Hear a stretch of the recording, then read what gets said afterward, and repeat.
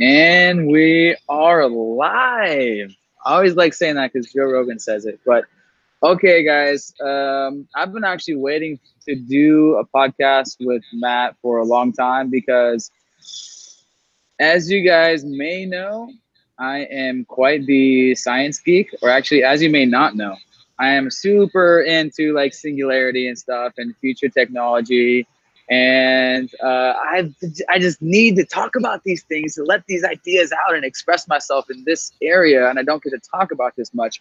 And so the guy who I have on today is absolute serial entrepreneur beast, and I met him in Chiang Mai Pun Space like 2 or 3 years ago. No, sorry, 3 or 4 years ago.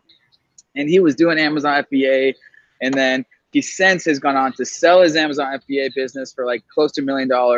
I'll ask him the exactly how much here in a second.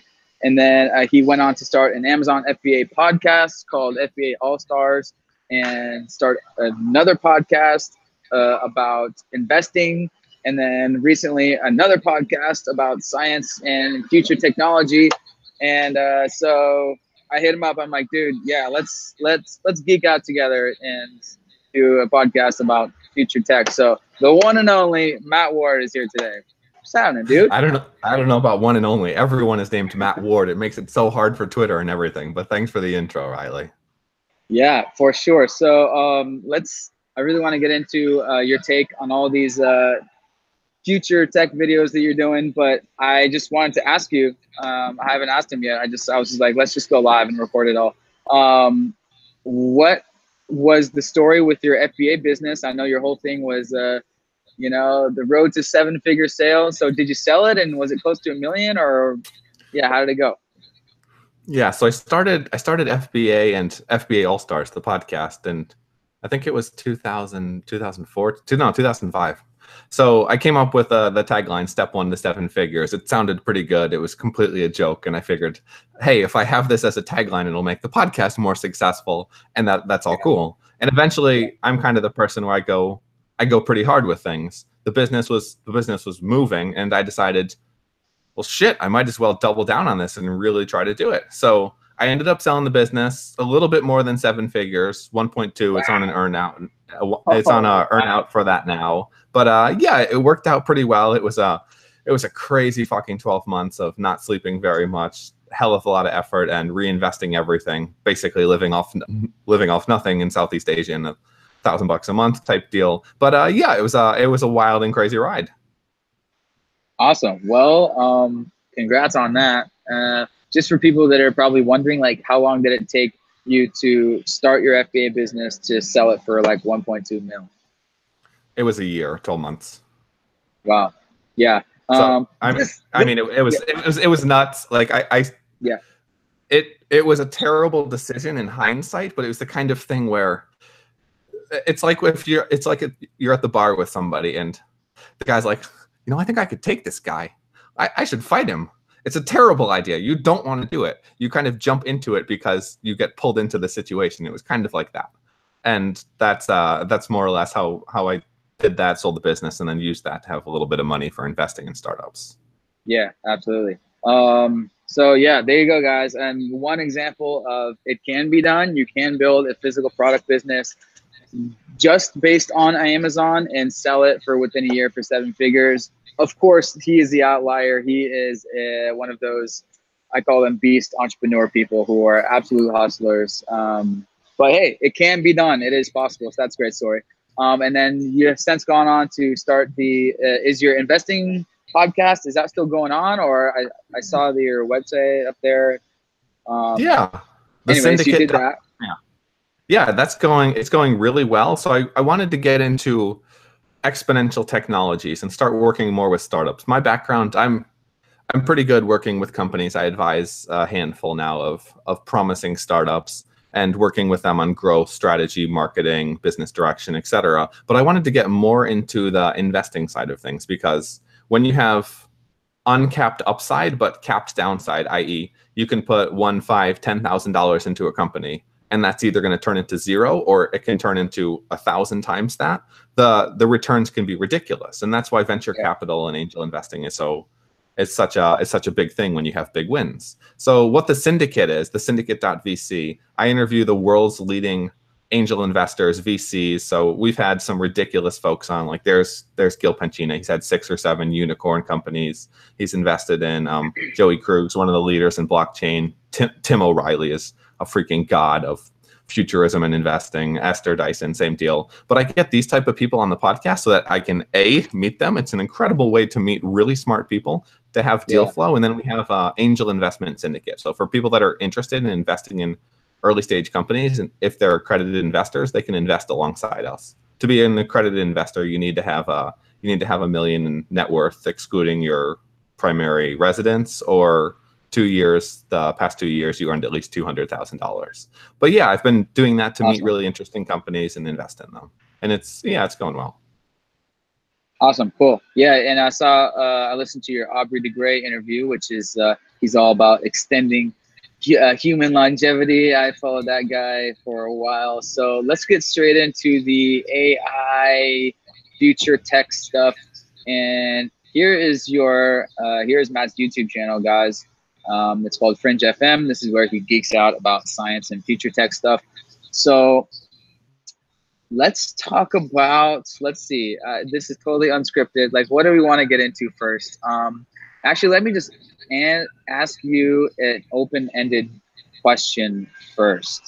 A very open-ended question that I think about a lot.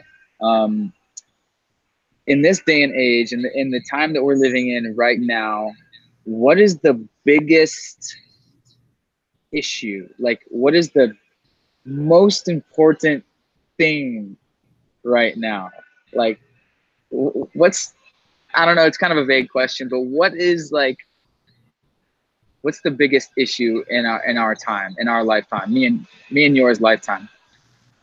I would say the biggest issue is that we have a lot of people that are living like sheep, and they're just doing whatever they've been told to do. They're going to college, they're getting a job, they're getting a ton of debt. Oh shit, now there's not a job for me to have. And even if there was a job, I was going to be working in a shitty corporate cubicle, not really doing much. So what I've found, and the way I like to think about the world, is it doesn't take 10x the effort to deliver 10x the results. So I'm a big fan of Peter Diamandis and going for moonshot type creation and change in the world. So I would say there's just not enough people that think and realize, holy shit, I can actually do this. I can do something impossible and try to change the world. So like with Fringe FM, you were looking at that. That's our YouTube channel. And that's kind of what I'm trying to do there. Fringe FM, it's like a long form TED where I get those same caliber of people. I think 60 to 70% of our guests have been TED or TEDx speakers. I get them on, but we discuss not just this one specific thing for like 5 or 10 minutes. We talk about everything. So if you have an expert in AI, sure, they might be able to talk to you about neural nets and machine learning, but they can also explain the implications of AI when it comes to genetics, and then talk about how they're working on living longer using different types of health practices than are traditional. And there's so many different things. It's all kind of converging as technology is moving faster and faster. And as we have, exactly, Singularity University. And as we have, so I know all about, yeah, I mean, they're doing they're doing an incredible job. And what we're doing is we're getting those type of people on to discuss not just motivation. There's a lot of motivational stuff from Singularity University. Not just that, but the nitty gritty of what it looks like. Because if we can inspire people and to realize, I don't have to do something small with my life. I can do something really fucking big. I can love doing it, and it'll take about the same amount of effort, and I'll probably make a shit ton more money doing it. That's kind of the way that I like to think about the world, is if you're solving the right problems, then things just start to move in that direction. Especially, we have so much technology now that's rapidly advancing. AI, genetics, space, compute, the cost of hardware, everything's going down. And as that happens, if you can ride all of those curves together, it becomes a really, really, really interesting exponential. Yeah. As that part of the video, he was talking about law of exponential returns. So most people watching this far into this video will be familiar with law of exponential returns, accelerating returns, whatever you want to call it. And I guess for people that don't, and just a refresher, I ever since I shut the TV off about 6 to 8 years ago and just consuming YouTube, I went down this whole wormhole of various subjects, but the singularity and Ray Kurzweil and Peter Diamandis was one of my favorite ones, and a huge eye opener. And kind of the summary is technology advances exponentially. So what we may think that technology in like 20 years from now will be like 20 times crazier, 20 times faster, but really it'll be exponentially. Every year it doubles, so it'll be somewhere like close to 1 billion times faster or something like that. So we are living right now in the crux of the curve where these computer technologies are right now, like right now in the early 2000s, are blowing up, exploding in capacity, and that has huge implications. Like in 100 years from now, and in 30 years from now, as Kurzweil predicts, somewhere around 2045 will be the year of the singularity, where there's literally humans or machine learning and AI will basically surpass humans, for the infinite future, and it will change everything. And so we live in very interesting times when we think about, like, this is possibly, I mean, obviously the most interesting time to live in ever, because throughout all of human history it's been like nothing, thousands and thousands of years, Stone Age, 100,000 years, Bronze Age, and then all of a sudden a couple hundred years ago, we invent technology, we invent electricity, boom, and it's just like boom, we're going to the stars. That famous graph, it's just like one point in history we invent technology, electricity, and computers, and then boom, now we're like, a new race is about to be created, a new super intelligence is about to be created with AI. So interesting times indeed. Well, I think personally humans are splitting off, and will be splitting off at an even faster rate as technology advances as well. You can see it just with people that go to McDonald's every day, and it might be because they can't afford to do something better, but between health and what you're consuming in terms of information, you can already see a splitting of humanity. But as the technology, medical technology, CRISPR, biotech, etc., becomes more advanced, and we start understanding more about personalized nutrition and health, we're going to get to the space, I think, pretty quickly, where you have different species of human. Because if you're 100 IQ points higher than someone else, they're probably not going to be very interesting for you to have a conversation with. And more so, they're not going to be that interesting for you to have babies with. So eventually that kind of becomes a network effect. Wow. So, okay, this is a very interesting subject. And like, as I'm looking at myself, I have these white things like in my ears, and like, we don't even really think twice about it. But like, so many of these guys are like, we already are living cyborgs. I have a microphone. This is like a telepathic device pretty much built into my ear, but who knows, 10 years it could be invisible, like inside of it. And there's already people that are getting chips like put in their wrists, to their key cards like put inside of their skin. And this is just the beginning. We're going to look back at this time when we're our parents' age and our grandparents' age, and we're going to be like, yep, wow, that was the beginning of the merger between wet intelligence and computers. And it's interesting though. Okay, so this divide in humans, I see what you're saying. And a lot of people have this concern as we move into this more technological crazy age. Like, are these advanced technologies, let's just say that there becomes a technology where we can upload our brains to the cloud and essentially live forever in a simulation. Like, is this only going to be available to people with money, and like to the higher, only the upper class, like only the elite, like they say? And are they just going to like leave humanity behind? Because I also studied geopolitics and, the whole global elite system and, New World Order, and people who are, in control of all these tech companies, and like the Bilderberg meeting, and like, they're obviously meeting with all the AI companies, or meeting with all the high level politicians and companies and banks around the world. And like, What's the plan? Like, what's your take on this going into the future? Like, so if you look at technology, it's always built for rich people, and eventually enough rich people buy it that it reaches scale so that the prices start to come down. That's how it works with phones. That's how it works with cars. That's how it works with everything. This will likely be no different, but when I talk to, it's interesting. So these are the type of conversations I have. If you guys like this, go to fringe.fm. Every episode is like this, and quite a hardcore way with different experts. But the thing is, with a lot of these exponential technologies, specifically for me, genetic engineering. So if you're able to make your brain a couple percent better than someone else, if you're able to make it so that suddenly your cells are aging a couple percent slower than someone else, well, that's going to be expensive initially because everyone is going to want that.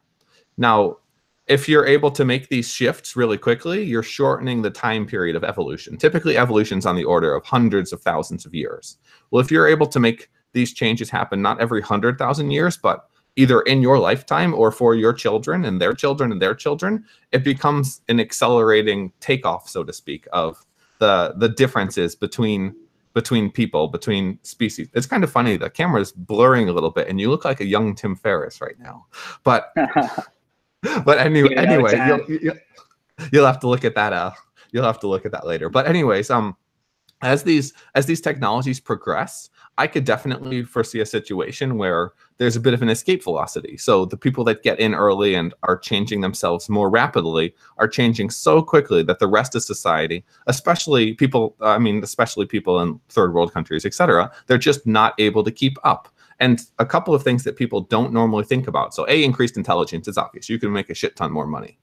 But increased longevity, if you live longer, let's say I'm going to live, instead of 100 years, I'm going to live for 2, 3, 500 years. There's not going to be any type of inheritance being passed to my grandkids. There's not going to be any type of taxes from that inheritance tax going to the countries.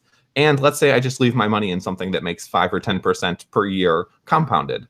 I'm going to be fucking rich beyond belief, intelligent beyond belief, strong beyond belief. While the rest of society is still going forward dying, I can afford to do anything I need to be able to enhance myself and live longer, because, at least in my opinion, and I think in the opinion of a lot of educated people, there's nowhere that we're headed after this. So that's some things to think about that we don't really talk about. I don't like when you hear about the billionaire bunkers in New Zealand and trying to prepare there's two concepts. You can either try to make the world more equal and go towards a universal basic income, a socialism, a communism, somehow a resource-based economy, or you can bulletproof your Teslas and build up massive compounds and try to protect yourself. Unfortunately, it looks like we've been moving more towards the bulletproof Teslas approach, where Mark Zuckerberg buys an entire neighborhood so that he doesn't have to deal with people living next to him. But it kind of makes you wonder of what happens as the differences become too extreme, because we've seen throughout history when there's massive extreme differences and the lower population levels are the ones that have tons of people, you have problems. Mm-hmm. Yeah, I think there was some graph where it's like, or some stat where it's like, actually the most productive economies in history always produce the most wealth disparity. Like a productive economy, like a successful economy and free economy just naturally produces wealth disparity. And this is definitely one of the issues moving forward. And it's even today, it's a huge topic. Universal basic income is being thrown around in the media a lot. Like now, like, Zuckerberg's being asked about this concept, and like, I don't know, like, at the face, it definitely seems like we should not do this. Like, less government control, like, is good. More freedom is good. But like, as we go into this age of like superhuman, it's gonna be interesting. But so here's an idea that just came into my head. So I've always had this a thought of this future society that's based off of sports.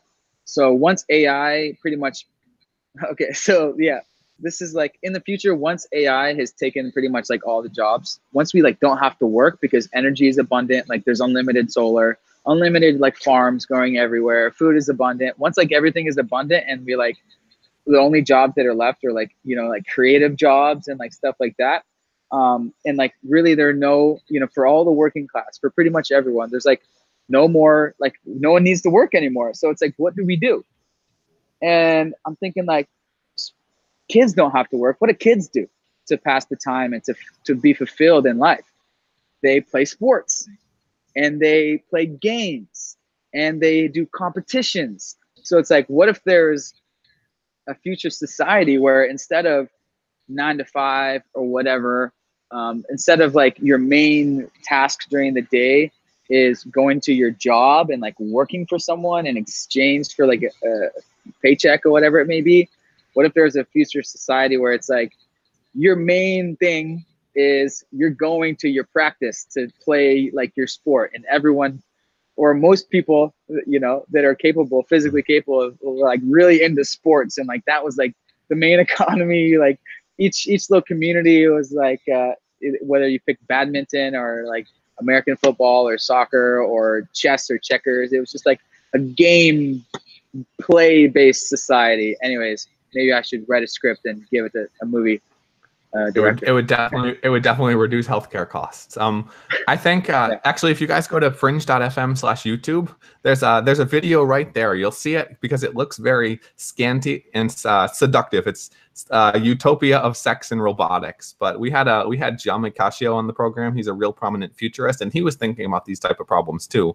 And he thinks within 100 years or so, we'll be at the point where we just have so much taken care of for us. Things are created. We don't really have to deal with it. We have robots. So people kind of just live in like a sex, drugs, and rock and roll type scenario where the drugs don't affect you negatively. You can have lots of sex without problems, and you have robots there to serve your every needs. I like to think personally. So what I've seen is the most compelling system is some type of resource-based economy where, for instance, I don't know how many of you, I mean, I imagine it's a smaller percentage than normal, but I don't know how many of you have cars. Well, what the hell is the point of having a car? You just need to get somewhere. If you have an Uber type system for a city, etc., you can start to cut these things out. Well, you're able to do that with not just cars, you're able to do that with a lot of other things as well, for schools, for teachers, for basketball courts. I mean, shit, if you really want to get complicated, you could do it for clothes, but you don't really need to own stuff. You just want to have access when you need it. So if we're able to do that, then we're able to cut out, for cars, it's something like cars are used 5% of the time.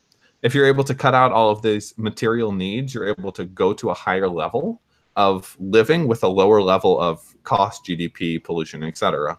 But I think personally, if we get to that era of abundance, I'm not sure if it's possible or if human needs and greed will always grow, but I would think it would be like a more of a creative type renaissance. So rather than working to make money, I would still want to have these type of conversations because they're interesting, and these type of conversations help people with learning. So then and then maybe there's another guy and he likes to play music and the piano, another guy and he's working on teaching kids to become better, yada yadas. Everyone's doing something productive, but not to be productive. They're doing it because that's their passion and that's what they're creative about. But because they're doing it in a society where it's less about ownership and it's more about creativity, you want to own your creative creations, because how else do you differentiate yourself? So you're more likely to focus on creating things that add value for the community as a whole. That's the most compelling type system I've seen for something, for a futuristic abundance type situation, which isn't exactly communism. It isn't exactly capitalism. Yep. Yeah, I like it. I like the idea. And of course, you know, we're very lucky that people like you and I have the time and the resources to do a passion project like this. Like not everyone has the time. You know, we both have, you know, successful businesses. I have an online business. You had an online business, sold it. Now you're working on your passion. And I think at the end of the day, that's what people want. We, as Tim Ferriss says, everyone wants to be happy, but what does that mean? It means we want to be excited. We want to live an exciting life. So everyone just wants to live a happy and exciting life. And if more people are doing that in the world, I guess that's good. Increasing net happiness in the world, as they say. And overall, I think you and I'm definitely an optimist when it comes to technology, but as they say, technology has always been a double-edged sword ever since the invention of fire, as Kurzweil likes to say. But yeah, all we can do is hope and be optimistic that we keep it swinging in the right direction for the most part. I mean, technology helps and hurts people every day. The best definition I've seen is from Kevin Kelly. He says humanity is 51% good and 49% bad. So every year we get about 1 to 2% better. And that's kind of, if you look at it, humanity and life, quality of life, et cetera, it gets exponentially better, but it's not a huge exponential. It's a small exponential because we do have, I mean, there are good things about people. There are bad things about people, but on average, we're more good than bad. Yeah. Yep. True. Agree. And travel definitely helps realize that as you travel and realize, oh, everyone's nice. All right, let's go into a new, okay, your most recent video. Let's just talk about this, is the future of e-commerce. So you posted that just today. I didn't watch it, so give me your spiel on the future of e-commerce. Yeah, so we've started doing live streams now with Fringe FM. This is we have an interview series where I'll talk to the world's leaders, but then we also have a live stream where we'll go through and do some Q&As. And this is actually a re-recording of a previous one because it turned out my microphone sucked and the video was terrible. But essentially, where I see e-commerce going is I think where a lot of us see e-commerce going. Amazon's dominating more and more. I think in 2018, Amazon's going to be 50+% of e-commerce in the US, and it's growing internationally. While e-commerce is only 5 to 10% of overall sales, even that number is continuing to accelerate. So the future of e-commerce, the question is it standalone? Is it platform? I think we've seen that there's a vast majority that's platform.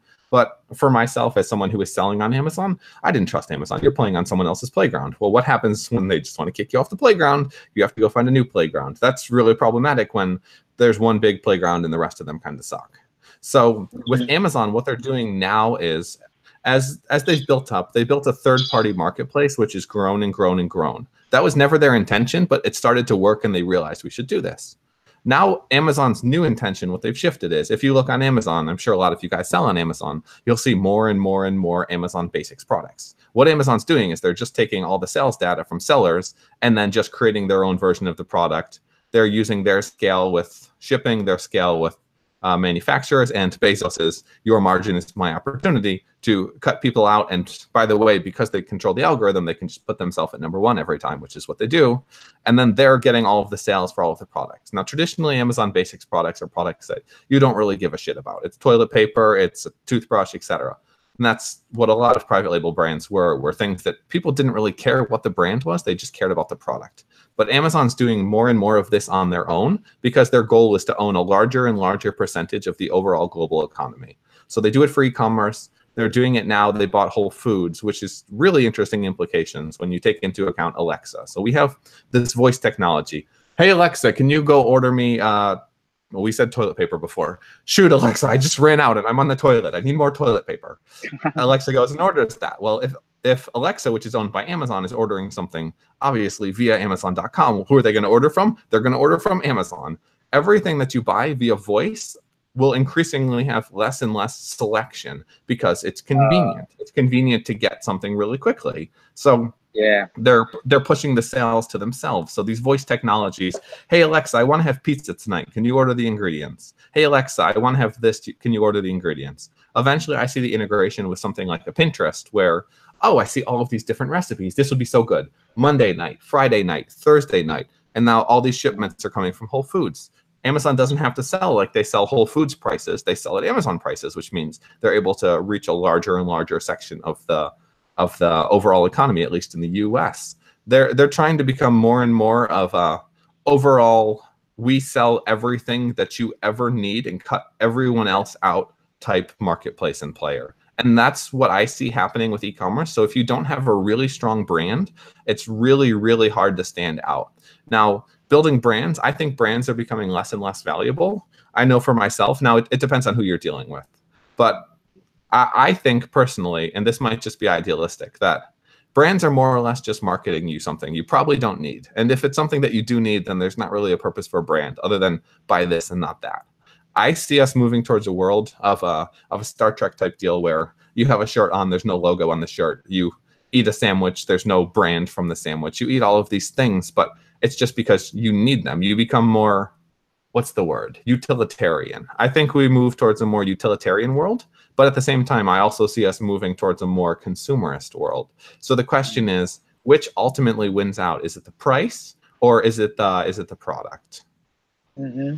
Yeah, I guess paralleling that with right now, you know, we definitely have both extremes. Although the minimalist movement or whatever you want to call it is getting more popular. Like someone like me, I live out of a backpack and a suitcase, and I meet you know, others all the time that do and feel that they're more happy with less stuff. And on the swing side of things, there are people that are happy, you know, because they like buying all the stuff. So They think yeah, they're but happy. that's it. Yeah, right. Exactly. At least they think they're happy. So about the Amazon thing. So I was asking some homies about this recently, and I think about this like I'm an Amazon seller, and Amazon. I would sell. Like I would sell everyone. the business. I would sell your business personally. I don't trust Yeah. them. Yeah. Absolutely. Like that's the plan. You know, that was the plan even when we were talking in Fun Space, you know, like when we were just starting, like, yeah, sell the business. And we're definitely looking into that, looking into the long term as every entrepreneur does. But as Amazon is getting so big, like, I don't know if it's, and like people on the mainstream media are even talking about like, should Amazon be broken up? What do you think about that? Is that good for humanity if Amazon has like a 50% chunk of all online sales in America? And if they even want to get bigger and go into more and more countries, like, is this good for humanity as a whole, or is it technically unethical? Show me someone who could break up Amazon. So what are you going to do to consumers and say, sorry guys, you can't have your, the thing with luxury, how it works is we live life and we're pretty minimalist. And then we start to encounter new things. We like these new things and wow, that makes my life easier. Holy shit, how did I ever live without this? Yeah, I'm never going back. So Amazon kind of owns a bit of everything. Now let's just play this out from like a devil's perspective. I can't think of the word right now. Let's play devil's advocate. That is exactly the word. Sometimes you just miss it. Let's play devil's advocate. Let's say Amazon wanted to play dirty. If Amazon turned off AWS, 70% of the internet would go out overnight. Now, obviously, Amazon's never going to do that because it would destroy their business. But when you look at how Amazon is built, everything that it's built around is built around serving others. So if you try to break up Amazon, you're either going to ruin the way the internet works, you're going to make it so people that love their health food can't have health food, you're going to kind of destroy the e-commerce business for all of these sellers. Amazon has, they're kind of using everyone else as a hostage. There's not a lot that you can really do to destroy Amazon. Sure, you could split it off into different businesses, which, sure, it might have some impact, but if Bezos owns X% of each business, then it's just, I mean, it's just window dressing. It doesn't really matter. I agree that, so here's the second part of the video. So as Amazon does become bigger and bigger and larger and more successful, it becomes harder and harder to compete because they're funneling business through to themselves. Margins go down because that's the nature of a competitive platform, especially one that doesn't care about making money and makes the money off the fees. As these prices go down, more and more sellers have to drop out because they're not able to play at these low costs. Well, when that happens, you have less and less selection other than Amazon, who's of course still at the top. Eventually, when you have a monopoly, yay, now we can start to increase our prices again. And we control everything and consumers don't even notice or don't even care. So it's terrible for consumers overall as that grows. Initially, it's great for consumers. It brings down the price. It's more access. If you're living in whatever middle of the country, you can get stuff delivered. You can get it delivered the next day. It's incredible. That's how I got this new microphone. I got it like the next day or 2 days later, and it's great. But I think there are some major negative implications. So with e-commerce, there's a couple of different types of business models.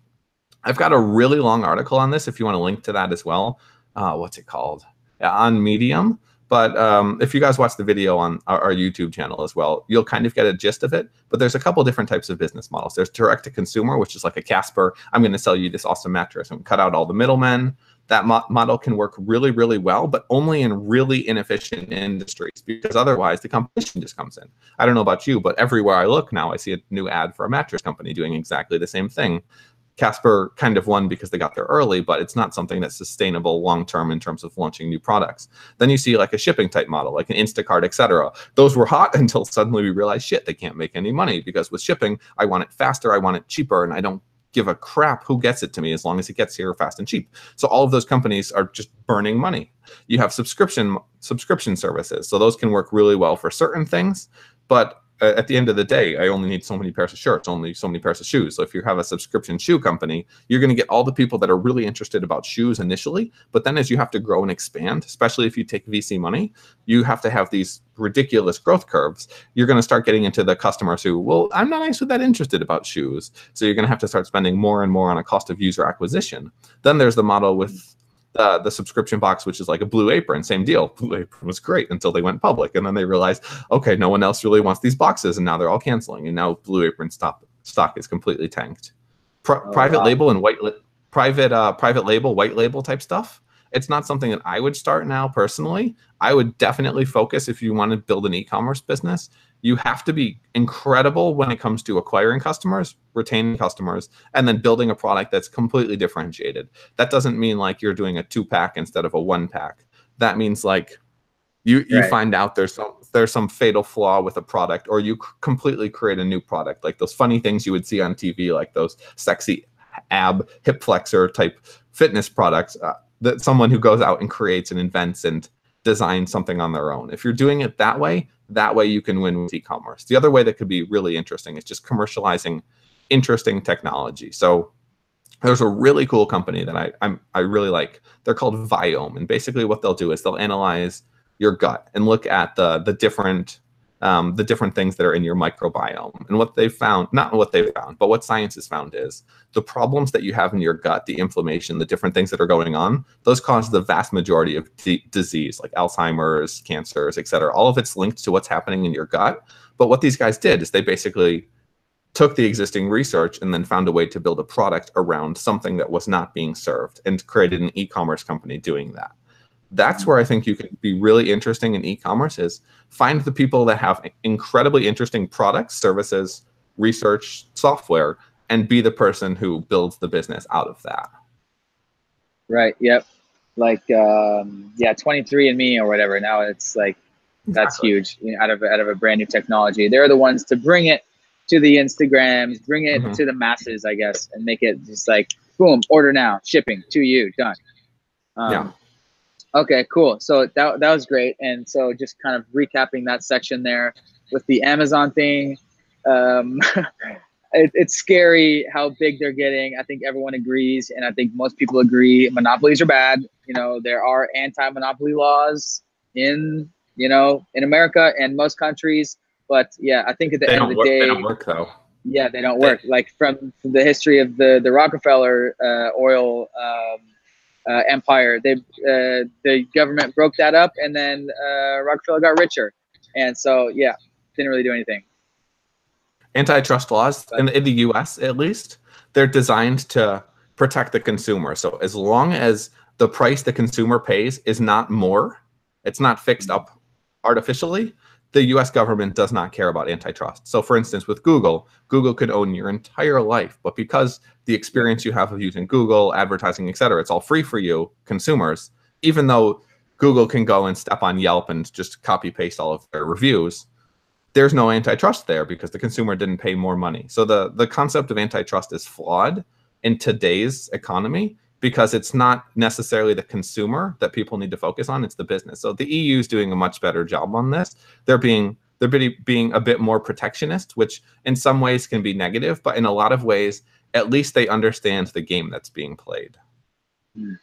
Yeah, it's a very interesting time, and we could go on: Google, Facebook, Apple, Amazon, the big four, as they say, and how big they're getting is I can understandably how many can view this as a tad concerning. How big these major, and as we even go into the future, people are talking about like, are Google, Facebook, Amazon, and Apple gonna like dominate the planet and like colonize the space and be like, you know, like, or just like form some Have elite you seen super Wall-E? PAC and like own humanity, like for the infinite future. Like it's crazy. Have you seen Wall-E? Amazon is that company by and large. I don't know if Oh, you know. I don't know if you know Wall-E, but Amazon's I haven't. by and large is the Maybe I've company seen that part of owns the movie. everything. Yeah, it's the company that runs the world and has replaced the government. That's what Amazon's on the course to do. Apple, no Something like chance. that. Yeah. Yeah. Google, no chance. Facebook, God, definitely not happening. But Amazon, Yeah. yeah. Right. So yeah, we live in this free market economy, which is obviously great, and but as we go into the future and like some futuristic Wall-E situation where Amazon takes over basically the world is whether that's ethical or not is, and whether that's positive in a net respect to humanity is a whole nother debate. But interesting times, and interesting times at least. But as I'm saying this, even like the government, like what is the government? There's one way to look at it is it's just a company. It's just a group of people that had control at one point, back in the day, hundreds of years ago, and now they're just the controlling, party group of people. So, and that's what Amazon is, just another company. So like company and government, it's just a group of people that have control over other people and or have the most money, resources, power, etc. Anyways, okay, that was good. Let's move on to the next one. And kind of a good segue. Your another video you posted recently was 3D printing and the future of manufacturing. So a game changer, it could be, and I love this one, is 3D printing. Everyone knows about 3D printing. It's like early adopter phase right now. So we have 3D printing where a lot of people are saying, yeah, in the future, in the coming decades, we can print anything. I mean, right now we could print an iPhone case, but we're going to be able to print a microphone, print technology, and then going further into the future, which, or maybe even not. Are you also talking about future of clean meat, which is nanotechnology printing life, printing at the nano level. So yeah, give us your spiel first of all on the 3D printing revolution. So 3D printing has been super hyped and super disappointing so far. But right now we're in kind of every tech cycle, if you can see my camera, there's like the trough of disillusionment. There's the dip. There's whatever you want to call it. Things go up. Yeah. We get all excited about it. There's new technology. There's promise. We have technologists. We have entrepreneurs. They're all busting their ass to make something incredible happen. And they know it's going to happen, but they got the timing wrong. The timing wasn't quite right. So with 3D printing, right now, it's too expensive in terms of the printers. It's too expensive in terms of the ink, the resins, and there's not enough demand. So if you wanted to create an iPhone 15 years ago, God, I would love to know what Jobs paid for the first prototype of an iPhone. It was probably, I mean, $1 million, $2 million, $5 million bucks, something ridiculous, because that's what happens when you have essentially no scale. When there's scale, suddenly the price, the economics start to work and make sense. The same is true with 3D printing. As it becomes something where it's more than just these little boxes printing out these tiny little things that kids designed for DIY or for industrial type applications like fixing something on their car, etc. They need a new part. As we grow it'll be more interesting. It'll be cheaper. But 3D printing has some major implications that isn't always talked about. So where are all of your products manufactured right now, Riley? Probably China? How'd you know? Exactly. So A, let's throw some tariffs on them because that's a great idea. But B, in terms of 3D printing, as we have 3D printers distributed around the world, what's the point of having factories in 1 or 2 locations? There isn't. What's the point of all of these containers used for shipping? There isn't. What's the point of these container ships? There isn't. As we start manufacturing, suddenly the entire global supply chain breaks down because no longer are any of these restrictions that they don't make any more sense because we could just print something, whether it's an iPhone, whether it's we're printing out food, etc. They're printing organs right now, and they're getting towards the point where the organs are actually better than having a kidney replaced from someone else, because unlike having a kidney replaced where you have to match the blood types and maybe your immune system rejects it, when you print something out, you can design it so it has the right immune properties so that you can just use that. So there's people that now, either via artificial or 3D printed organs, are preferring that to a human replacement because they don't have to worry about it rejecting and killing them potentially. So there's some really interesting stuff there. There's some really interesting stuff in terms of having that democratized access. There's really interesting stuff in terms of personalized medicine. If you look at medicine, I can't remember the stats. Damn it, I don't have the stats on my head. But it's a ridiculous percentage of people are taking medicines that aren't designed to treat their symptoms. I want to say it's something like 60 to 80% of people that are on SSRIs, antidepressant drugs, are on those drugs not to treat a psychological symptom, but to treat some type of related symptom or problem. It's not to treat what the drug is designed for. They're using it just as the side effects. Yeah. Now, when we think about side effects, there's a lot of side effects for most drugs. So, like, let's say mace. There's a girl that's trying to protect herself from having problems. She sprays it in someone's face. It doesn't work on 10% of the population. Something that as effective as that doesn't work on 10% of the population, think about the unintended consequences of drugs that are designed for one thing having different side effects in your body. They're toxic, they're causing problems, etc.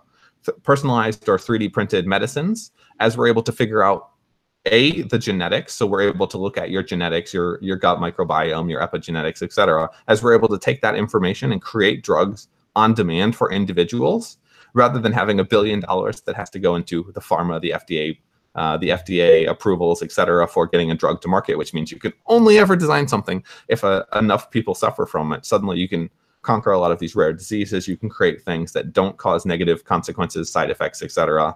It's really interesting. 3D printing will be cool. Right now, it has a ways to go. It's like a chicken and the egg problem. It will be something that's cool once there's enough volume to make the price points make sense. But there's not enough volume for that until it's something that's a bit more cool. Yeah. It definitely.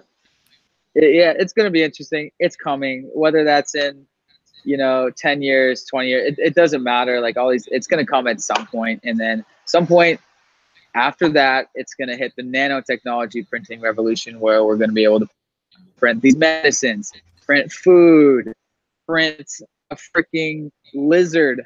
Like, oh my God. Like, and like, for people that don't know, that are still watching, I was really into the genetics revolution in high school. So I actually chose genetics and cellular biology as my college major. So like, I remember thinking like that was going to be the next big thing, and like the cure for cancer was going to come from like some genetic breakthrough. And because as we are on the verge of mastering life, and the way I think about it is, once we are able to 3D print at the nano level, like a cell, and like supposedly like recently they just did that. They recently they printed or something, like they created the first synthetic organism cell. And so like we are in the generation where we are mastering life.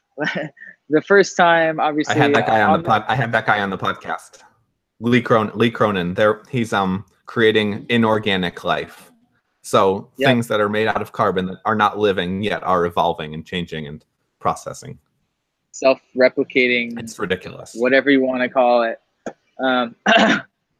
But we are one of the most fascinating stories of today is we are on the cusp of mastering life. And after we master life, it's like there's so many implications from the re-engineering our own DNA to reverse aging so we can live forever, being able to print food because we can, like, we're becoming masters of atoms, masters at the nano level. And like that's basically a way that I described it once. I'm sure we were smoking doobies like 4 years ago when I was, pre-Nomad lives on the couch, when I always used to just watch Joe Rogan, and as so many of us do, just smoke a doobie and you're just with the boys. He's talking about some future technology shit, like printing at the nanotechnology level, being able to like anything, take some dust, pellets, whatever, you feed it into a machine. That is the closest you can get to like magic. Like that's what you call spontaneous appearance of things. And so if we have that, then I could send anything. Like, hey, this is my exact phone. I'm going to scan it, and then your machine's going to be able to print an exact replica of it. So that's the type of sci-fi, you know, Star Trek technology that is finally, well, not finally, but like in the coming, you know, exponential boom, something that like it actually is feasibly possible, which is going to be crazy. So yeah, there's my rant on that subject. 3D printing at the nano level and mastering matter, essentially. We're getting there Coming to too. yeah, coming to a future near you, people. And so you're talking about the future of clean meat farming and agriculture as well. Yeah, did you talk about printing like burgers in there, or what did you talk about in that one? So it's not actually printing. Clean meat is something that's going to be transformational. I was a vegetarian for like 12, 13 years, and it was because I didn't like the idea of killing animals to eat them. Eventually, I gave that up because of access and health choices. Vegetarianism is not that great for you health-wise, but in terms of where we're headed, clean meat. So right now, animal agriculture, it's an $844 billion industry. That's a ton of freaking money. Well, the mass majority of these animals are living in shitty conditions. It's dirty, they're pumping full with antibiotics, etc. All of those are affecting you, even though you don't realize it. It's kind of like with your hair growing. You're not able to notice changes that happen on a slow scale, but that doesn't mean 3 months from now I don't need a haircut.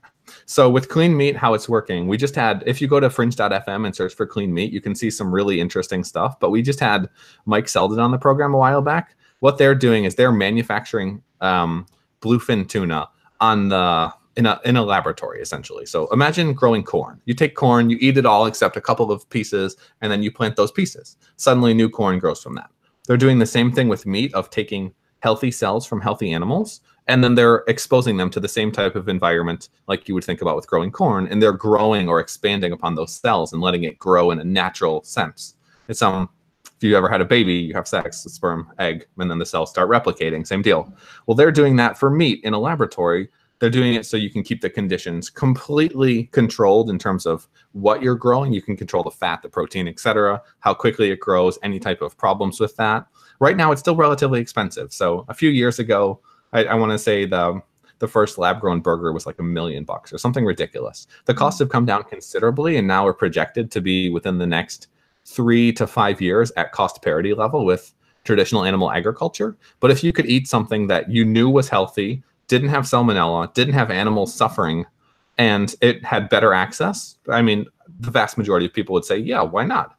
Well, eventually, as you get to the point where it's even cheaper than existing meat products, it's just going to be something where we look back on this as like, holy shit, people eat 700 billion pounds of meat per year. That's a hell of a lot of meat. Yeah. I think personally, humanity is going to look back on this as like, holy shit, did we murder that many animals? And none of us like to think about it. We don't like to watch the videos of how meat is made because it makes us uncomfortable. And that discomfort is going to be what drives clean meat into such a fast and explosive revolution. It's something I'm really interested and passionate about, and it's something where I want to say 9% of the CO2, 37% of the methane emissions, and 61% of the nitrous oxide emissions come from animal agriculture.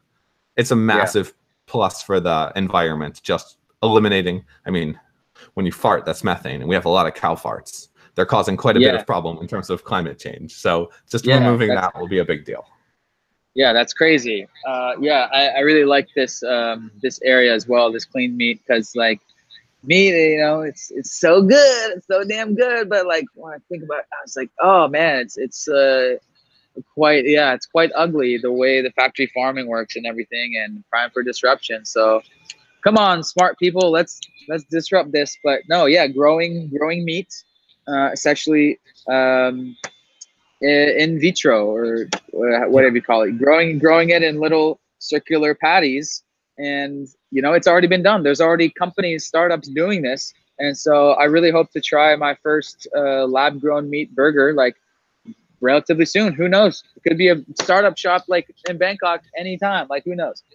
The other thing about I was gonna say was, oh yeah, not only the methane gas, but the amount of area, like they say, like the amount of farmland it's that's like being 20. taken It's up. like 20% of the world or something. It's a ridiculous number. Yeah, some ridiculous where that could be, you know, regular farms and, you know, greenery to up, you know, make the planet more green and all that. And if Yeah. you have a laboratory growing meat, you can have it as a skyscraper. So you can have meat closer to where it's being used. It can be in cities, being grown in buildings. And then all of that extra land, maybe we fix some of the wrongs that humanity's done and we make a little bit more parks and wildlife area. And if not, we have more space for casinos and hotels, etc. But either way. Yep. Yeah. Vertical farming is definitely a thing that is coming. That's very another exciting future thing. So yeah, looking at your channel here, let's go.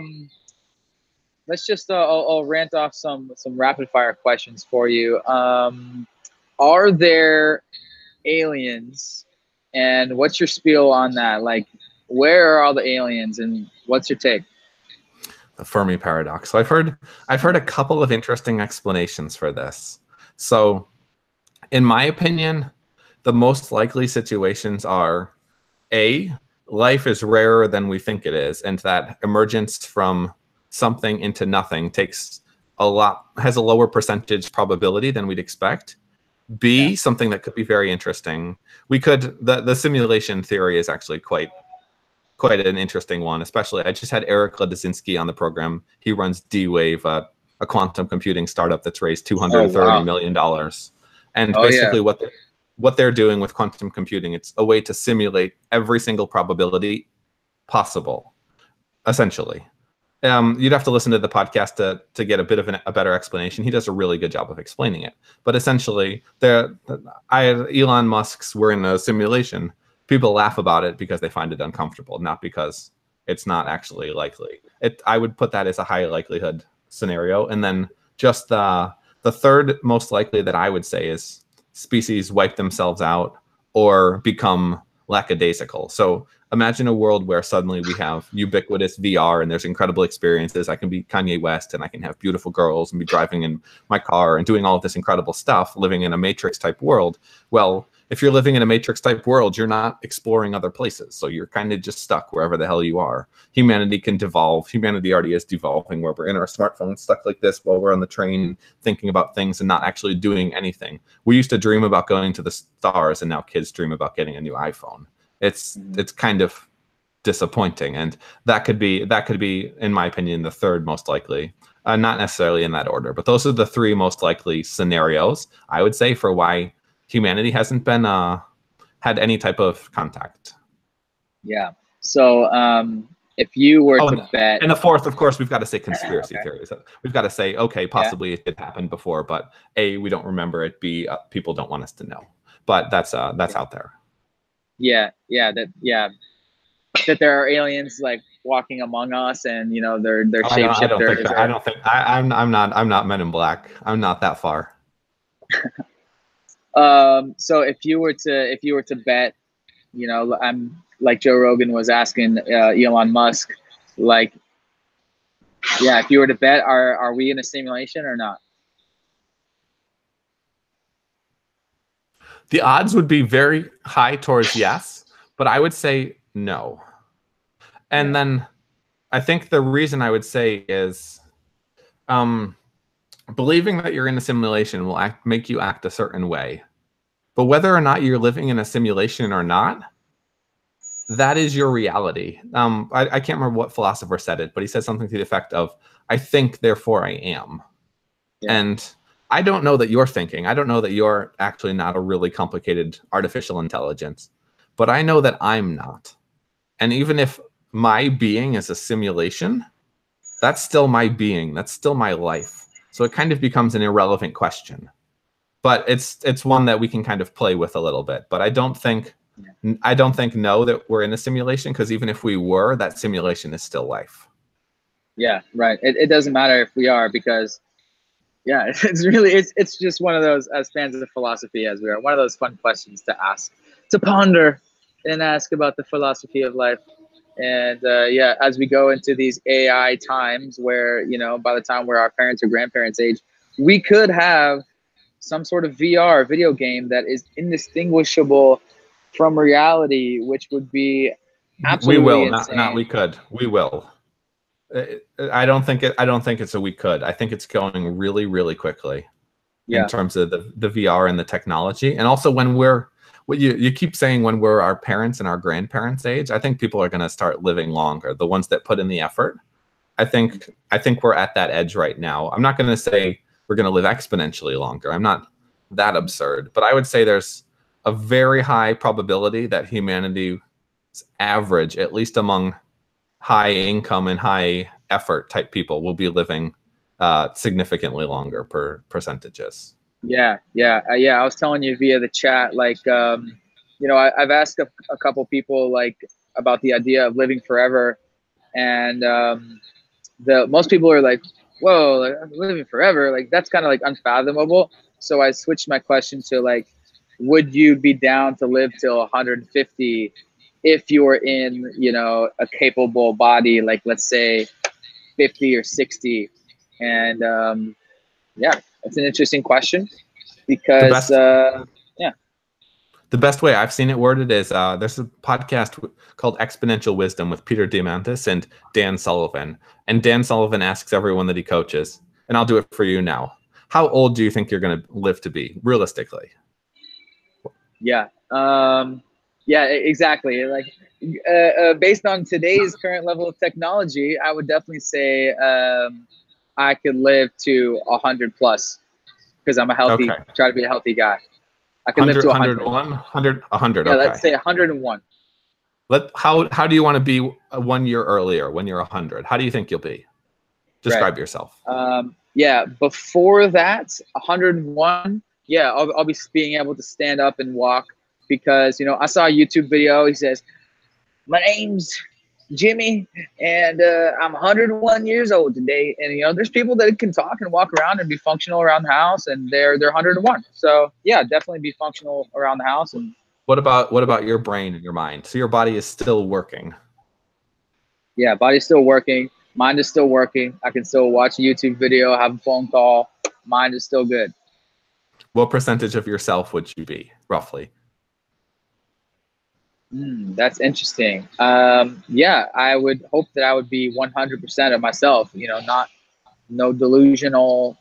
Yeah, I'd be 100% myself. Okay, so let's say you're 100% of yourself. You're still in okay physical shape. You're walking around. You're moving. You're like that craggedy old man.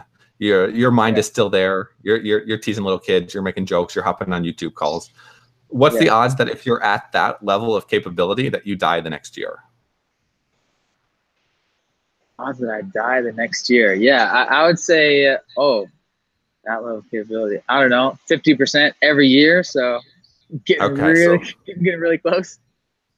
we've added at the very least several years to your life, because if you're in this good of shape, or at least that's where you want to be, then realistically speaking, you'll live longer than 101. That's kind of like the concept of when you get people to think about how they want to be, then it changes the way you think about the future and makes it a longer time horizon that you realize, actually, if I'm kicking butt and I'm working pretty hard and I'm doing the things I got to do, I'm going to live a hell of a lot longer than I think I am. So like if people think they're going to live to 70, they live to right around 70. If people think they're going, if they don't think or try to do something, they're just never going to do it. So you got to kind of shift the way you think about that. It's an interesting perspective. That's great. Like ask them how, like ideally, how long would you like to live, like right now? And then this is, they're going to think based on today's current level of medical technology and everything. And then, okay, if they're ambitious and, they're living a happy life, like someone like me, and like, yeah, I would love to keep this show rolling as long as we can. And, what's realistic today? Okay, 100 is realistic. It's definitely not average because the average person drinks Coca-Cola and, is not totally health conscious and thinking about longevity. So someone as young as me, I already think about longevity and health. Yeah, 100 is realistic, because people live to 100. But, and then after that, you can start introducing somewhat to Peter Diamandis and the concept of exponential medicine and exponential technology and a law of accelerating returns. And then they're going to be like, oh yeah, chances are I'm going to live longer than what's possible right now in 2018.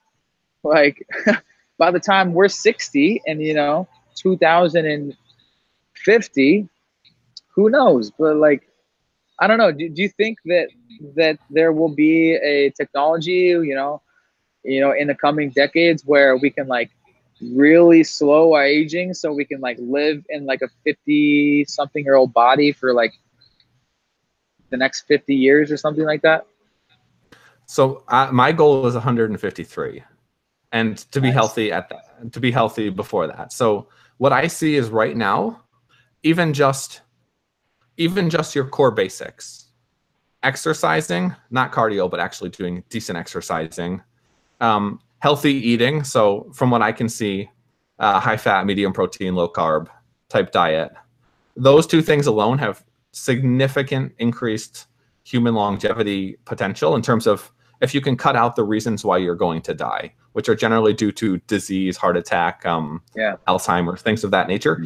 Like think about the people you know. How many people that you know recently have died of old age? And how many of them died of something? It was a symptom, a cause, Alzheimer's, dementia, etc. It's almost all the symptoms of diseases.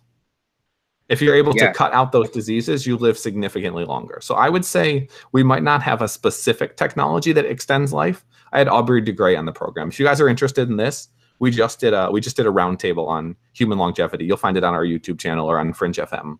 But we just did a roundtable. He's for people that don't know, he's like the world leader on longevity. Matt had him on the podcast. Like I've been following Aubrey DeGray and watching videos for years. He's a fascinating dude. But there's like, I want to say it was somewhere between 5 to 7 different things that they were focused on for improving longevity. And each of these was different. Each of these were different technologies, different approaches. But basically, the way that you would think about this is like recycling.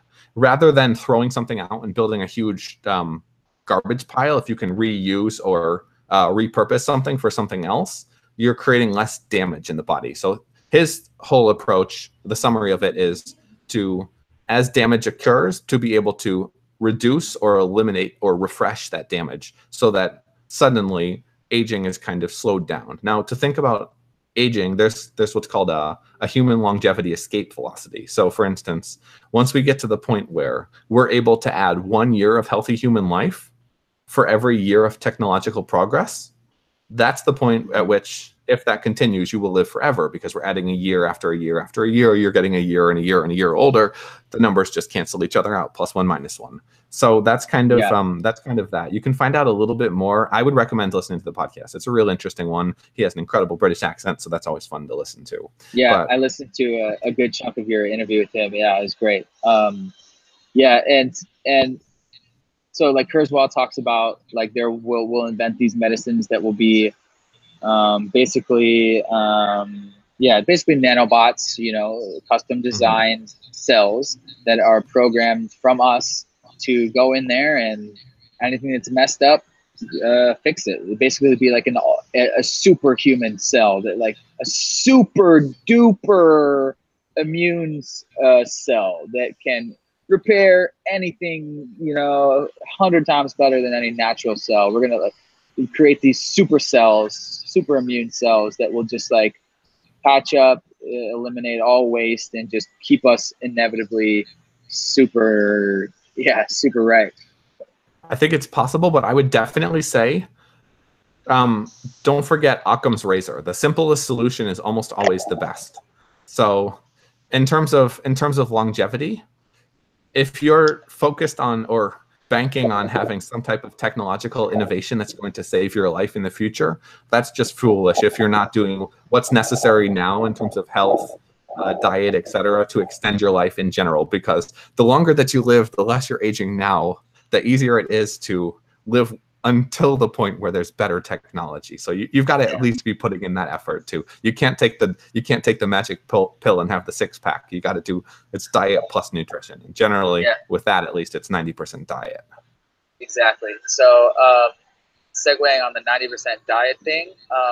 So for someone who's eating just like the typical American diet, like for someone's, parents what's the one thing that they can either add or cut out of their diet that would be the 80-20 as far as extending their longevity? I'm going to cheat and say check out Headstrong. It's a really good book from Dave Asprey, the Bulletproof Coffee guy. But basically, what I would recommend and what I've seen from the folks that I've talked to is the human body is not designed to process carbs, sugar, glucose, bread, gluten, etc. The high fat, medium protein, low carb diets are the ones that seem to have the highest results in terms of slowing aging, feeling better, better mental performance, less inflammation. So inflammation in the gut and in your body is the cause of most diseases. Inflammation, like you take an aspirin, not an aspirin, a Tylenol, etc., to kill inflammation in your foot. Well, you have that inflammation everywhere. Anything that you can do to promote mitochondrial health and reduce inflammation seems to lead to increased health, reduced disease, better performance, etc. So if I was going to say any one thing, if it comes in a box, don't fucking eat it. If I could only give one piece of advice. Nice. Yeah. Natural food, of course. And as they say, like inflammation is the cause of pretty much all chronic diseases. The top big two, cancer and heart disease. Inflammation. Cancer, and Alzheimer's and dementia and all of the neurodegenerative ones as well. There's inflammation in your brain. Yep. Keep an alkaline body, and everyone knows green food is great for that. And what about sugar? No, don't do it. Sugar is like the most addictive drug that there is. If you look at what it does to your body, just the release of it releases drugs like a crack addict. It releases dopamine. It's massive spikes, but then everything that I have seen. I used to be a real big fruit guy, and I'll still do it occasionally. I alternate now between a keto and a paleo diet. You can't really do keto forever because you run out of nutrients, etc. But I found it to be really, really good in terms of myself for performance, feeling better, healthier, more energy, all the good stuff. And yeah, I would avoid sugar. It seems to be worse than just about anything else except for like poorly processed like fried food and vegetable oils. Yeah. What I'm seeing a lot of videos now talking about sugar and like how it's just as bad as alcohol. And I think that's a good way to frame it to people, especially older aging people, is like, did you know that like sugar is actually just as bad as alcohol? And like it used to be that like trans fats were the enemy, but like they're saying like sugar is the enemy.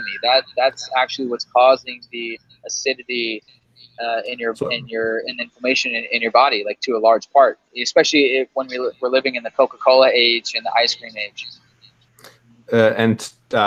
Cancer growth is driven by glucose. So if you cut glucose out, then generally cancer has a much harder time of taking root. And also with the sugar thing, there was something else. I'm not going to remember what that's.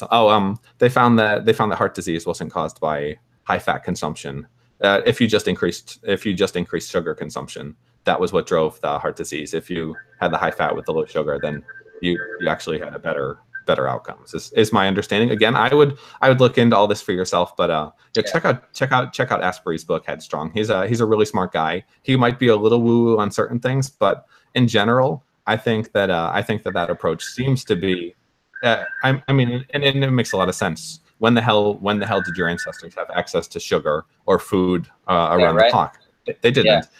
They would go and they would find something that was running and they would shoot it in the head with an arrow, and then they would, even before they would cook it, they would just eat it, and it was fat and protein, and that was it.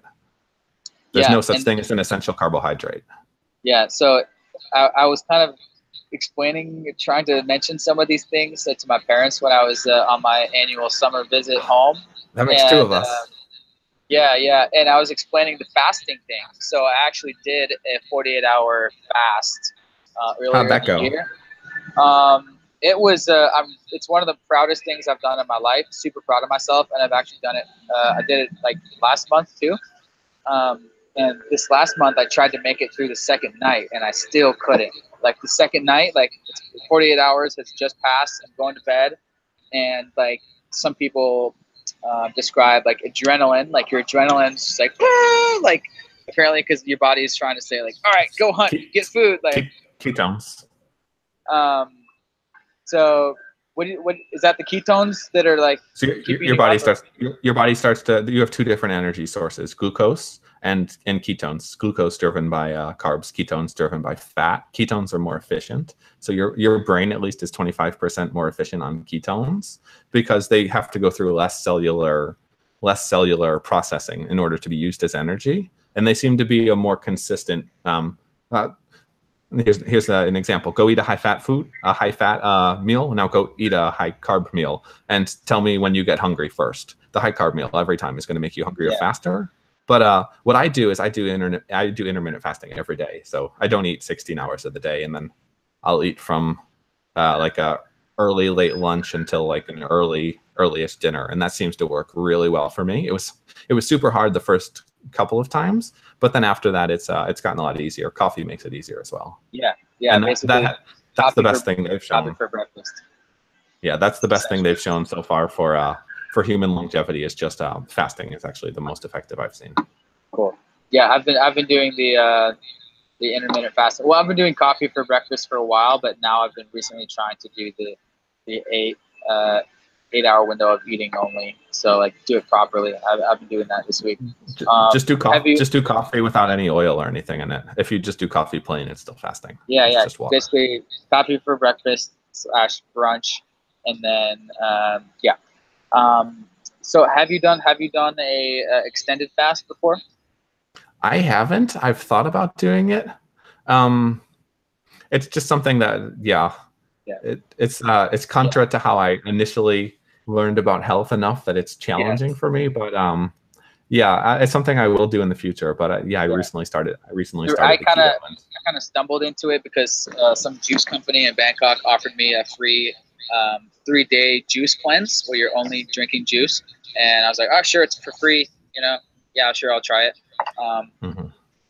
And so I did that, and I was watching a lot of YouTube videos on juice cleansing. So I went just down the wormhole on juice cleansing, and then people were debating juice cleanse versus water cleanse. What's better? And then went down the wormhole on water cleansing, aka fasting. And so I just got so curious about it, I just had to try it. So tried it myself. But it's interesting. Obviously, a lot of people swear by it. Some people think it's not good. But what I was explaining to my parents and what really kind of got through to them is I was explaining the sugar thing and how this is the only time in history where we humans eat sugar like this. And this is also the only time in history where we're doing one thing, or we're not doing one thing that we have always done for millions and millions of years, and that is periods of fasting. And they were like, that too, yeah. And they were like, oh yeah, that kind of does make sense. Like all humans are hunter-gatherers, before recently, relatively. And there's periods of like feast and famine. Like maybe you'll go a couple days without food, maybe weeks. As we know, people can go weeks and weeks and weeks without food. And like there's these fasting centers that like do this supervised. And at the very least, just 24 hours or something like that. So that actually really piqued their interest. And as soon as I said that, I was explaining why it's so healthy. Because I was explaining as the science degree kid, I was trying to impress my parents with my knowledge of science, so they feel like I got some value out of my science degree. I was like, so our cells are very smart when we're in a period of fasting. Our cells are actually very smart. Our bodies start to recycle damaged cells and old cells first, and get out and clear out all the bad stuff for energy, to use up all this energy first, and for energy and nutrients. Of course, burning fat for the energy, and for the nutrients, recycling old and damaged cells first before the healthy ones. And my dad, he was like, yep, I want that. He's like, that kind of clicked for, some of my parents say, ooh, get rid of all the gunk and the old cells and the damaged cells, like all the precancerous cells and stuff like that. That sounds good. And so, hey, there's a tip for, anyone watching. Explain it to your parents like that. And literally the next day they were like, hey, Riley, when are we doing this 24-hour fasting? And just like start with 24 hours, have dinner, go to bed, and don't eat again. Have coffee for breakfast and lunch. Don't eat until the next dinner. And they were totally down for it. And we did it actually until we got interrupted by relatives coming. but they were totally into it. So I thought that was cool. I just sent my mom I just sent her a simple, impossible to screw up link to the Headstrong book on Audible. I sent her because I run the podcast, I get the free affiliate stuff and the free trial thing. So I sent her that and said, just click this, it'll download to your phone and listen to this, and then we can talk. Because I recognize for kids talking to their parents, a lot of times parents have trouble accepting that the kids know more than they do. If you have someone who has very strong scientific credentials explaining it in a simple, well-written way that they can listen to while driving places, etc., then it's harder to ignore and easier to fall into the rabbit hole, which is ultimately better for them and better for us. Yeah, awesome. So one more subject here I want to ask you about this, because I've, for whatever reason, been going down the wormhole on this subject. Been seeing a lot of mainstream media coverage about this recently, and I've been going down the YouTube wormhole. Is the subject of college and entrepreneurship, and is college killing entrepreneurship? And I've been writing a couple blog articles about this subject, because apparently or occasionally young people ask me about college. They see my type of entrepreneurial life on YouTube and how fun it is and everything. And is college good? It depends on what you want to do. Yeah. What's your take? It depends on what you want. I should send you I've done a couple of article style poems. I need to send you this one. It's called Education, a Tragedy. And it's basically about the state of the education system. Remind me, shoot me a message after this and I'll send you a link. You can add that. But basically, in my opinion, it depends on what you're studying. But if you're not doing a STEM type field, science, technology, education, mathematics, or medicine, then I don't think college makes a lot of sense. So most people that are going to college are going there, they're doing their 4 years. And I would say the most valuable thing they're getting from that, in addition to the however many thousands or hundreds of thousands of dollars in debt they're going, is just the social interaction and learning how to be on their own. I don't think it's the education they're getting. Typically, college is so far behind the education that when you go into college, the job that you'll be working in even when you come out or for the majority of your career has not even been created. So that first of all just creates a problem. I know people that are studying digital marketing and they'll graduate college and they'll never do a course on social media. And that alone tells you what you need to know, is they're just not getting it. I studied mechanical engineering, and that has nothing to do with what I do on a day-to-day basis. I think learning can be really, really valuable. So this is part of the reason I started Fringe FM, is we get the world leaders from different topics, and that's fringe.fm. We get the world leaders from different topics: quantum computing, AI, space, genetics, longevity, everything that we've been talking about. We get them on, and not because a podcast is where you're going to learn the vast majority of things, but a podcast is where you can get exposed to different concepts, technologies, futures that you could potentially be a part of. Then if it's something where you need more education to get involved, go do it. If it's something where you can just learn enough from YouTube, podcasting, etc., that works as well. That's how I learned e-commerce. That's how you learned e-commerce. That's how a lot of people learn what they do for their career. I just had Google's #1 futurist on the program, and he said he thinks in people's careers, millennials that are born now, they'll have 8 to 10 different careers. If you're spending $50,000, $100,000 per college, and you have to go and change your career and do this, it makes much more sense to go and focus on like a micro college type system. So maybe you go in Code Academy and you learn to program, or you're learning different things from different sources. I'm not saying don't go to college. If you're in a situation where you've got the economic success in your family and it's not a problem, then sure, you can go to college and it's really not going to hurt you. But if your parents have to struggle to put you through college, or you have to struggle to do all of this extra work to get that piece of paper, if you want to be an entrepreneur, going to college doesn't have a lot of value, in my opinion, because starting your own business and failing, and then starting your next and your next and your next and failing, you're going to learn a hell of a lot more from that and have a better resume than someone who went to college, almost irregardless of where they went. You might not have as good of connections, but I know I built a pretty good network. I did the Chiang Mai and the digital nomad thing. I did that for quite a while, and you meet a shit ton of people. If you go out of your way to get the social interaction part, and you either intern with someone who's got a business, you try to start your own business, or you focus on education in some form of like a Code Academy, etc. I think there's a lot of situations. There's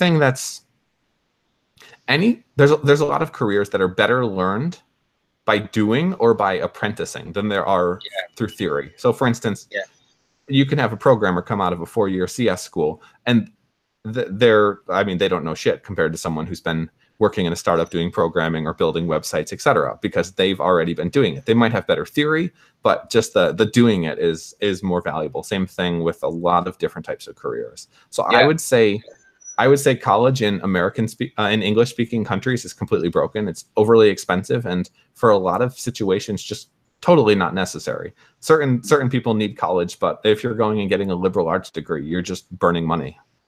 Yeah, yeah, absolutely. And I like how you bring up the point where if it's financially not a problem for your family, like that's okay. I haven't touched on that point yet. That's a great point, because I feel like at the end of the day, most people go to college just for the social aspect. It's just because the environment in your high school is, all right, it's college application time. Everyone in the classroom takes time to fill out college application. It's just like what you do. It's the conveyor belt that you're on. And there's no high school class or whatever that's like, is college for you?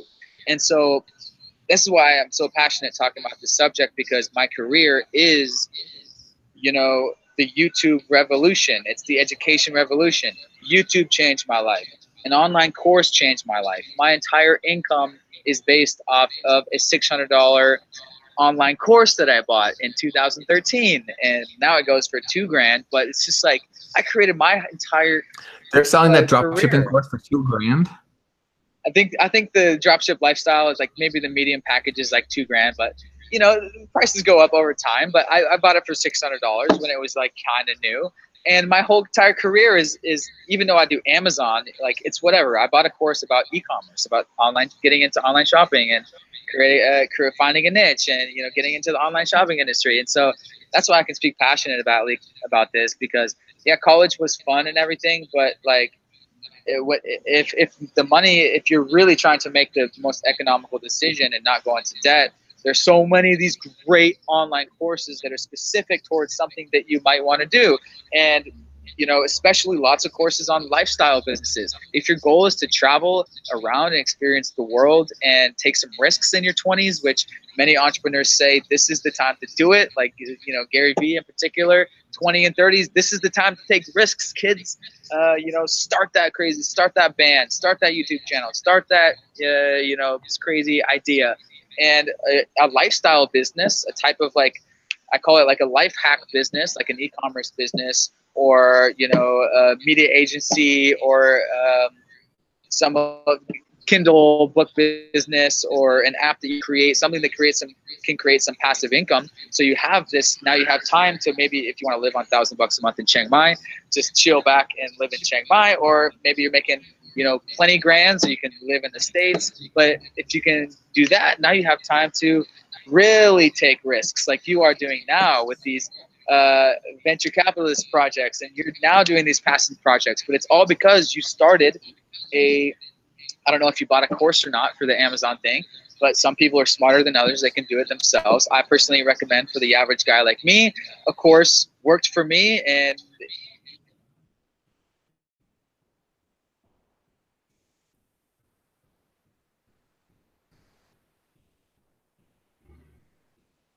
I can't hear you anymore. Can you hear me? I think your mic just died, Riley.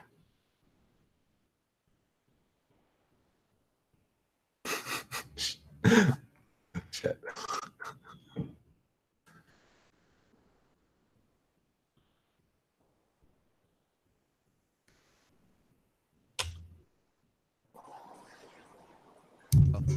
anyways, can you hear me now?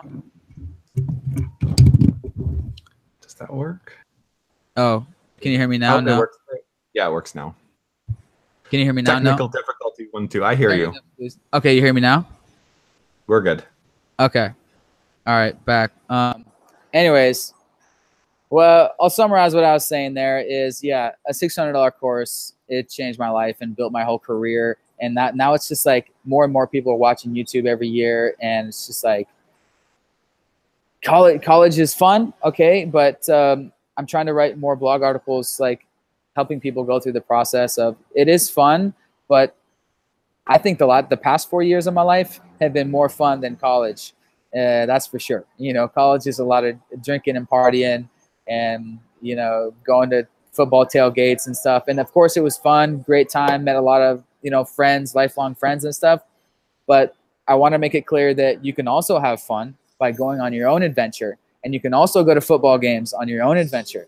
And you can also go to house parties on your own adventure and be making a lot more money faster than all of your friends and be bragging about how much money you have and how much freedom you have to go out to Thailand in the winter and live in endless summer. And anyways, this is just my my thoughts when the youngins ask me, just sharing our thoughts about the education revolution and how we truly are living in the beginning of the education revolution. We are the early adopters, people like you and me, and so many online hustlers and digital nomads and entrepreneurs like that we've met. I think success at the end of the day obviously comes down to you. The college degree is not going to just hand you success. It comes down to what you do. You have to go get it and stand out.